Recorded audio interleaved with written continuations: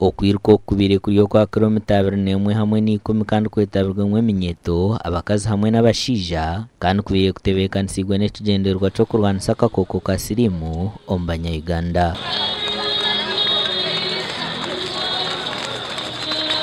Biriyo misho kuruga kabari nuwasinjira okwiruka kwa kilomita 21 kandi Mansoro Natkunda asinjiriza kilomita 10. Moses Kipsuro wajwekire Uganda mu kwiruka empaka nyingi na wazetabire mukanda hire minyeto bahabuzo kutwara amagara nkacikuru hamwe no kwenjera kwetaba mu byemizano.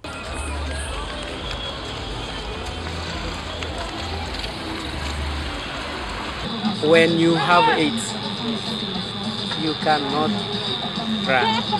You cannot even do football or other games.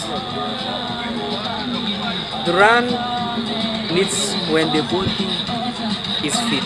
Tumanya twene che sirime kozero mu Uganda che kozero mu Siona so nitujijuka.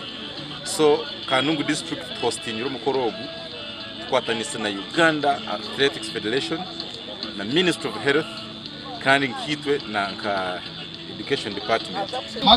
Tubashongore aha kuba bine biconjo tuza kubayamba kwikana hare. Nibwe twatandika uruteterera kuyambe n'urukubangisachi obututu. Abasinguzi bahirwe biconco omakora gandi timu y'umupira gw'ebigere yawa Zaini yesinjire mpaka za Shema Corporate League zizoba rumwe ezitebekanisiwa Shaika Bwohei.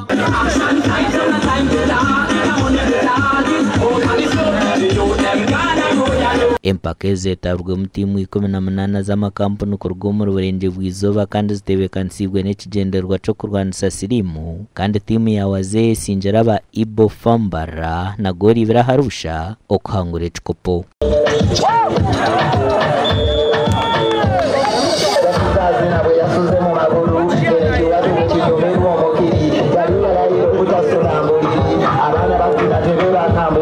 Team ya HIV positive football team kutuyambaho kuretinga awareness ombantu ninga shabantu bakamanya ukasirimu karo kandi nikita wabota kamanyire ukamirembazi yawe kandi kugira ngo nabo batakarwire tubagambire ukubine kuba nabatwaza kumanya ngo ine kwerinda nibachkurunka Shema Corporate Tournament no kugira ngo tureta abantu barunane hamwe twita the spirit of togetherness azo mukorecho tuzire ngo twatiroho ngasitwatarize n'abantu bitwana ko kasirimu